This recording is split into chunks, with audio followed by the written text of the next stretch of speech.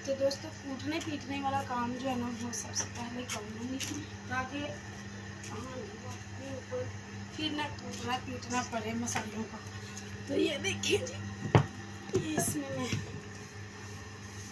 मसाला कूट लूँगी। मेरे पास चॉपर भी है लेकिन मुझे पसंद नहीं है चॉपर वाला ना, तो ये मैं इधर ऐसे सिलवट्टा कह गई दोरी सोटे से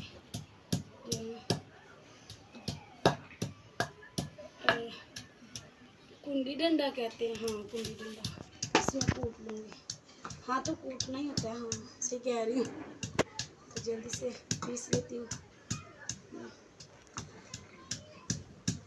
मुझे बड़ा अच्छा लगता है ऐसे मसाला बनाना, चॉपर से मज़ा नहीं आता। और चॉपर वाला जो होता है ना वो मसाला भी मज़े का नहीं बनता ना, उसका टेस्ट ओवर हो जाता है। तो मेरी मशीन बंद हो गई है, मैं सब कूट लूँ फिर उसे चलाने के लिए जाती हूँ, चला के आती हूँ, इसलिए कि जल्दी से कपड़े धो जाए।